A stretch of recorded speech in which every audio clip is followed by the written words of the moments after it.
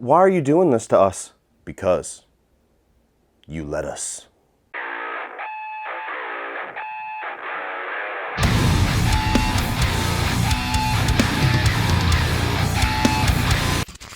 What is up, everybody, and welcome to my review of the American remake of Speak No Evil. Now, the original Speak No Evil is a Danish horror thriller film that came out in 2022, and now we have Blumhouse doing the Americanized version starring James McAvoy and Mackenzie Davis. Now, I have seen Speak No Evil. I watched it back when it came out. It was getting a lot of buzz and a lot of hype online, and honestly, it's a film that I respect but don't really enjoy. It is such a dark and relentlessly bleak film that some of the directions it decided to go, while being impactful and while being certainly something that's going to burn itself into your mind, it led to something that's just not an enjoyable experience for me. It's a film that I would never rewatch, and I would be very selective about who I recommended it to. And walking into it, I had the very self-aware realization that because I can't say that I enjoy the original, maybe they're actually going to do some things in this Americanized version that will appeal more to me as an American. Maybe I will actually enjoy this one more. So to give a very quick synopsis of Speak No Evil without spoiling anything, even though the marketing did a lot of that work for me, you have an American couple that meets this foreign couple off on vacation. They hit it off. Eventually, the foreign couple invites them to come stay at their farmhouse for a little weekend vacation, and they oblige. And while they are there, very slowly and at first subtly, a lot of social interactions between these two couples start to get very uncomfortable. There's a lot of missing social cues. There's a lot of deliberately putting people into uncomfortable situations and very off conversations. And that starts to slowly build into something much more sinister by the third act of the film. And essentially what it is all about, what they're dropping a commentary on, is society's tendency to put etiquette and other people's feelings over their emotional instincts, over red flags, over the people knowing that they need to get out or they need to say something or they need to do something, and yet they prioritize not rocking the boat, not doing or saying anything that is going to disrupt the status quo. And every single one of us have an experience like that where we are stuck in an uncomfortable situation that we just want to get out of but don't know the cleanest or the most polite way to do so. But luckily, a comforting situation that is right in your grasp is enjoying your childhood favorite cereals without all of that extra sugar, carbs, and adult guilt. So please check out the sponsor of today's video, Magic Spoon. When I was growing up, having a delicious bowl of cereal was practically a requirement to start my day. But as an adult, I'm somebody that tries to watch my sugar intake and the amount of carbs that I eat. And let me tell you, it is a cold, dark day when you realize that your childhood favorites no longer fit your lifestyle. But with Magic Spoon, I'm able to enjoy all of my childhood favorites once again. Magic Spoon is a wholesome, high-protein cereal that has 0 sugar, 13 to 14 grams of protein, and only 4 to 5 grams of net carbs per serving. And it comes in a wide variety of your favorite flavors such as cocoa, peanut butter, and fruity, and even a few wilder flavors like cinnamon roll, maple waffle, and birthday cake. You can even be bold like me and mix some of your favorites together for a chocolate peanut butter delight. All of that plus a Saturday morning cartoon-inspired design, and I'm transported back to the 90s with every single bowl. And if you want all that delicious nostalgia on the go, they also have Magic Spoon treats that have 1 gram of sugar, 11 to 12 grams of protein, and only 1 to 2 grams of net carbs per serving. And Magic Spoon is so confident that you'll love their product that it's all backed by a 100% happiness guarantee. So if for whatever reason you don't love their product, they'll give you a full refund, no questions asked. So if you're ready to enjoy some of your childhood favorites without all that extra guilt, click the link below to get some Magic Spoon cereal today. You can build your very own custom box with all of the flavors that you love and use my code CLEACH for $5 off of your order. You can choose from any of the flavors that I've shown, plus some other favorites like frosted, honey nut, blueberry muffin, and even chocolate chip cookie. And you can also add any of their delicious cereal treats to your order. You can also find Magic Spoon on Amazon or in your nearest grocery store. So click the link in the description below or go to magicspoon.com/cleach for $5 off today. And thank you so much to Magic Spoon for sponsoring today's video. So starting off with the positives for Speak No Evil, and I'm gonna try my best to speak more on evaluating this movie as its own thing. I will give some commentary later on about how it compares and contrasts to the original film, but the biggest thing that I enjoyed about this film is James McAvoy and Mackenzie Davis's performances. I think James McAvoy is easily one of the more underrated talents that is out there right now. Of course, we all love him who are genre fans, but this guy feels like somebody who should have had at least one Oscar by now, if not two. And if you look at what he did in M. Night Shyamalan's Split, which is also a Blumhouse film, and he brings that sensibility over here, being somebody who is incredibly intimidating, who is very scary, and yet incredibly charming and alluring. And that is the biggest difference of this film that I think makes all the difference in the world, because it continuously puts you in these situations where you're looking at the main couple, the protagonist, and you're going, why the fuck are you still there? Get out, get your daughter out, get your family out. How many more hints do you need? And yet, James McAvoy is so charming and is so cool and is so like alluring that I actually bought numerous times throughout this version the fact that they would stick around, the fact that he would win them over, the fact that they would say just the right thing to make them doubt their instincts and stick in this situation longer than anybody else should. And his performance evolves throughout the film. You get a lot more of that friendly, charming side in the beginning, and you get these subtle little drops of something sinister, something that's going on behind his eyes, something that is definitely a darkness that he is hiding. And all the way up to the third act where things inevitably implode, and this guy is just an absolute monster. He's in incredible shape, so he's physically intimidating the same way that he was when he played the Horde in Split. I just loved his performance. Now, he was the one thing about this remake that I was definitely interested in back when I was ultra skeptical, and he was the one thing I was sure was going to deliver. And to absolutely no surprise, he delivered his ass off. He was awesome. Oh, well, that is very sweet of you to say. And then you have Mackenzie Davis, who is the wife on the protagonist side. And another major difference in this version that I thought really added a lot to this film is that you have her as such a strong character. And you have the situation where the protagonist couple continuously are put in situations where it makes them look weak and manipulated and very easily conned. And the way that she constantly calls bullshit and she pushes for the situation to resolve itself and she pushes to go against what her husband is trying to say and even what James McAvoy and his wife are saying, that I found her performance to be just as important to the overall flow of this movie, because you need somebody to speak for the audience and saying, hey, what the fuck? Like, acknowledge this, acknowledge these red flags. Why? What's going on here? And she's the character that does that.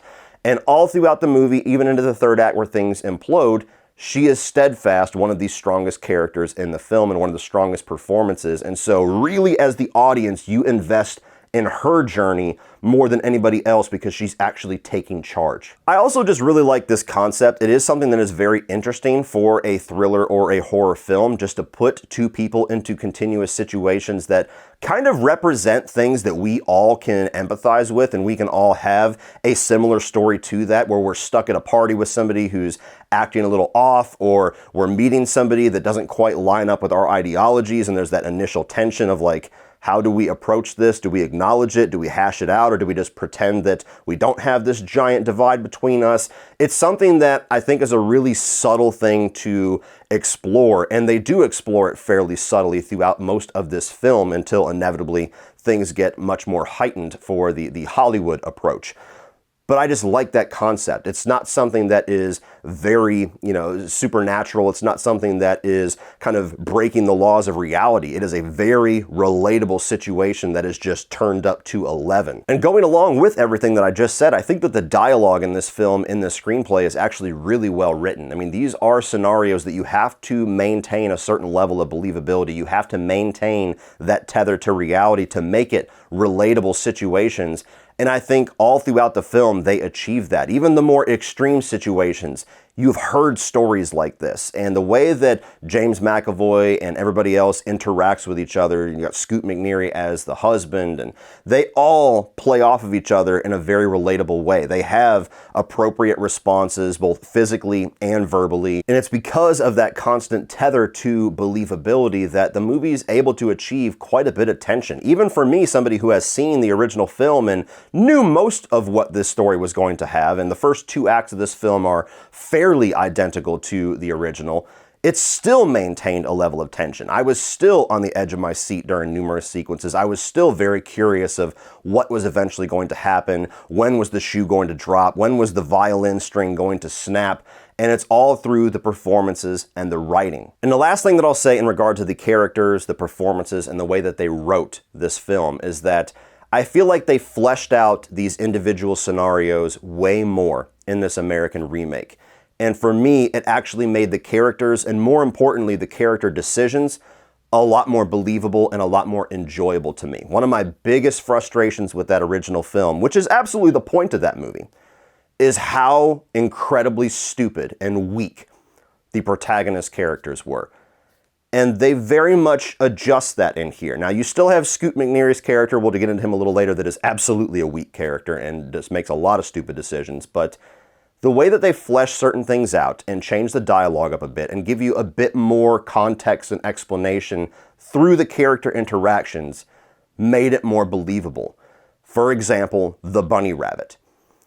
Everybody that watches that original film goes, fuck that bunny rabbit and fuck you for going back for it. And that's all that I have to give as far as context. You watch it in this film, and the way that they establish much more about why that little girl is so attached to this stuffed animal actually makes me believe that scenario more. And I was not screaming at the screen the way that I was in 2022. I was going, fuck! Oh, I get it, but that sucks. And finally, and this is where you get the biggest change from the original to this remake, I actually really enjoyed the major changes that they did to the third act. Now, I'm not going to give any specificity whatsoever because this is obviously the section of the film where you'll get into a lot of spoilers, even for those of us that have seen the original. As I said, first two acts, pretty close to the original, and then it takes this turn and goes in a completely different direction for the last 20, 30 minutes of the film. And that was so rewarding on so many different levels. For one, I just like the Siege movie inspiration that we get here. It was very reminiscent of things like The Last House on the Left or Straw Dogs, and I just really enjoy movies that eventually boil over to a situation like that, just a tense siege within this house and people trying to figure out how to survive, what they can use as a weapon, where they can hide, where are all the entrances that they need to block off. Just a very cool, tense, and somewhat action-filled third act that very much appeals to me. But also what I love about the fact that it goes in a very different direction is that this is one of the only close to shot-for-shot remakes that I can absolutely champion and recommend to people that love and have seen the original because of those massive changes. It has a very different experience in mind that actually kind of complements the experience that you have in the other film. And I've gotten a lot of people that have asked me questions on like the out of theater reaction short that I dropped saying, hey, which movie do I need to watch first? And what's cool about this is I really don't think it matters which one that you watch first because they're both so different. Like whatever one you watch first, obviously the first hour or so of the second one is going to feel a little predictable, but you still have a massive change in the last act of the film. And I could see most people that really like the original really liking this one as well, or vice versa. And they just give two very unique directions of where to take the end of this film and where to conclude things, which taps into that very important thing that a lot of us say about remakes. Even the biggest champions of remakes is you have to justify its existence. You have to give me a reason to watch this film when the original already exists.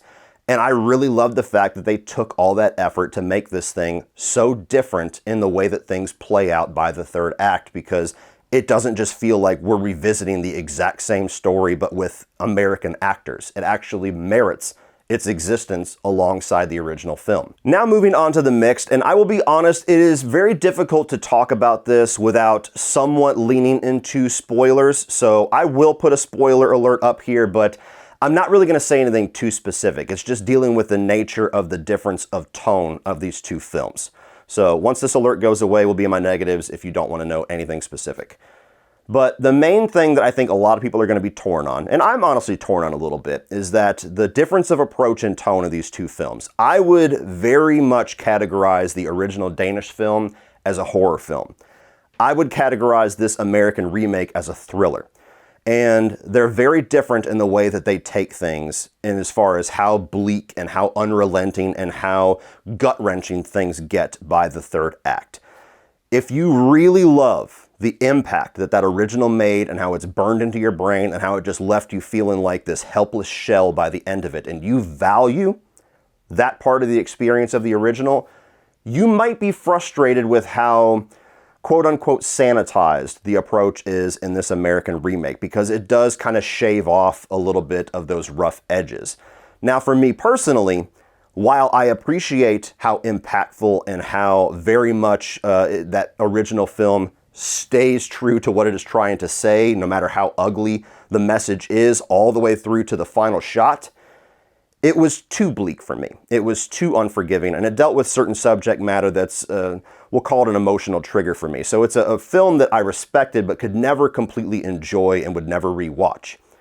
And while I will admit that the approach that they take in this remake is not nearly as impactful, it's not nearly something that's going to burn itself into your brain the way the original did, I prefer this experience because it's more enjoyable for me. And don't get me wrong, there's plenty of movies out there that I like the bleak endings, like John Carpenter's The Thing, my favorite horror film of all time, very much a bleak ending. You have something like The Descent, where they had the American recut ending that I hate. That's kind of the happier ending. I like the dark, fucked up ending. So usually I would be on this side, but specifically with this film, because of how bleak things were and how ridiculously stupid the characters were, which is kind of the point, I couldn't enjoy that.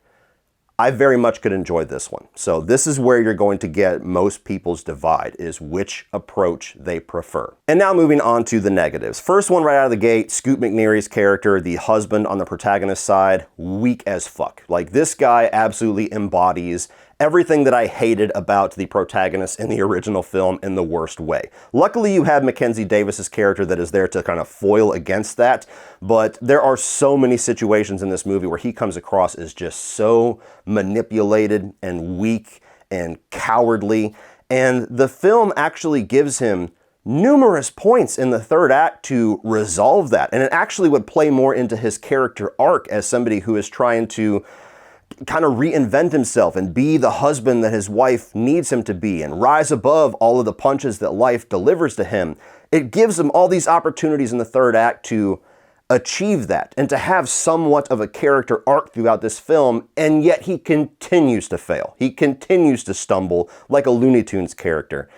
And I thought that was just such a stupid thing to do. I just could not sympathize with his character whatsoever. And for me, it actually kind of broke how well they were writing these characters, specifically with him, because that could have been a nice resolution for him. That could have been a nice thing to kind of cap his character off and make things more believable, understanding, and a lot more satisfying by the end of it, to give him a little bit of that redemption.